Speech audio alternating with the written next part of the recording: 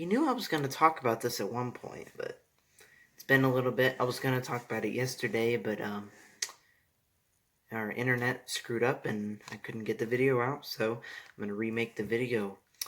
And yeah, we're going to be talking about this today. Peyton is now going to attempt to throw some cubes on the desk without, making the camera fall over. So you can already see them. Yeah. We got here the Scoob and the Pyraminx. I've talked about both of these before. I made an individual video on this, just a few days ago. But this is obviously an old cube. I made that. You guys remember that really weird tutorial I made about 2 years ago about this cube? Yeah. I don't really care about that, but I'm talking about these today. I mean, I'm not talking about them. I'm obviously going to be focusing on this, but these two are similar. Like, all three of these I would consider in the same family because they are, like, full face turners and corner turners. Like, they're full corner turners. Like, it turns this whole corner of the cube. Like, it's really, really strange. But, so does the Scoob here, and so does the Pyraminx. But let's get them out of here. I want to focus on this thing. So, this is called the Ivy Cube. It is a very, very strange puzzle. All the puzzles that I've reviewed previously, or have talked about, in the past 2 weeks, the 2x2, the the Pyraminx that you just saw, the Scoob, those are all one brand. This is like one completely different brand. It's like Mofang something. But yeah, that's why it's got these white tiles instead of the black ones with stickers, because these cubes are better.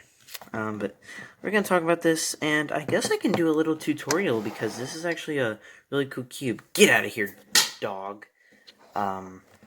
So let's just talk about how it moves first. So, like I said earlier, it is a corner turner, so it turns this entire corner right here, so it's really cool. It is more limited than the Scoob, because this, basically, it's like you have the same sort of shape, except you cut out these lines, so it cannot turn like this. It can only turn on 2 corners of one side. It can turn on, like, 2 opposite ones, so that might happen a lot. I'm not gonna cut them out, though.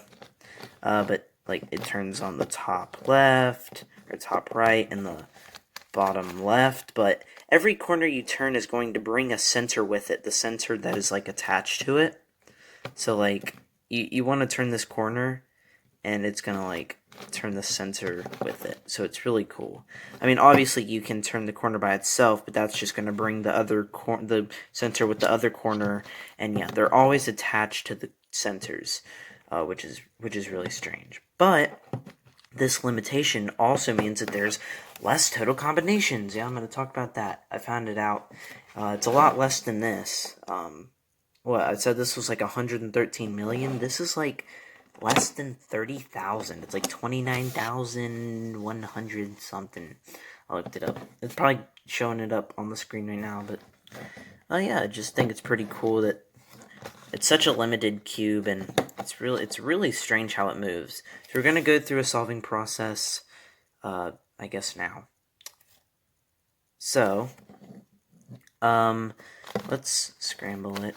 So, like the Scoob, there's a little process. I mean, yeah, it's sort of the same with every cube, but I just compare this to the Scoob a lot because it's very similar to the Scoob. But basically, it's very, very simple. Okay, step 1, solve the white side. This is very easy. Let's say you have a center here and one there. Just the way it moves, it can sort of throw you off because it's like, this is here. This is like pointing top right. How would this fit up here? But it actually does work like that. If you think of this as like a circle, right? It moves around this circle, so that sort of makes sense for this piece to go beside this, like that. And now you're just you need to find this other white corner, and it's on the bottom here. And the way that we can get around that is just to move it up. And guess what? It doesn't mess with this side, which is really great. And now you want to move them on to the same side. You just move it up, right? And then that, say you have them like this. You want to move the one that's by itself that doesn't have the center up first, and then they're like that. There's other situations you can have, maybe you could have two of the corners here, and you want to have this. You want to move it so that the center is with a corner, and then you can move this down, and then move the one by itself up again.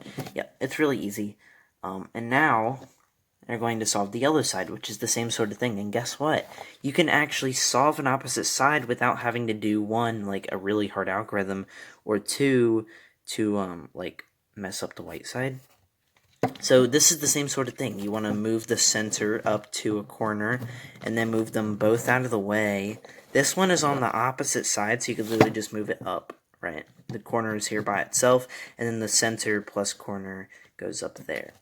Now you could be left with two situations.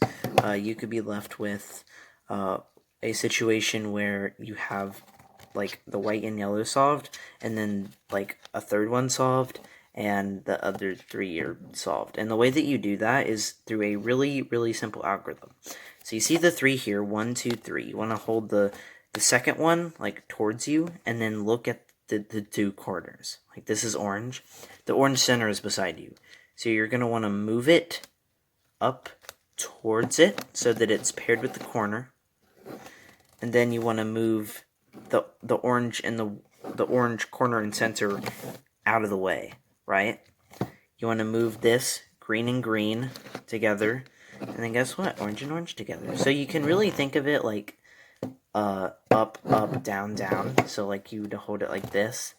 You'll just go up, turn it around, up, turn it around, down, turn it around, down. We got it in that same sort of situation, except now the orange is over here. You would just go up. Yay, my favorite. The camera just falls over. Up, down, down. So yeah. Pretty cool. The other situation would be where you would have 4 different colors, 4 unmatched centers, and the way you do that is you just do the same algorithm. It's basically just a step right before this. You would do the same algorithm. Hold the white and the yellow on the sides, and it doesn't matter what uneven side you start on. So you could start on, whatever.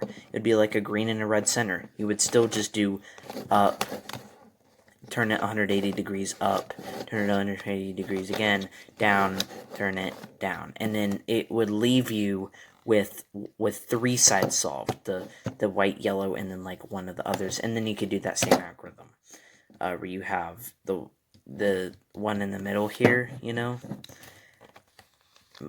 pair it up, and then pair the others up. Move that pair down, move that pair down. Easy peasy lemon squeezy. That's really all I gotta talk about today. I will see you all in the next video, which might be tonight, might be tomorrow. I don't know, I'm gonna spend some time editing this, so yeah. See you all in the next video. Bye-bye.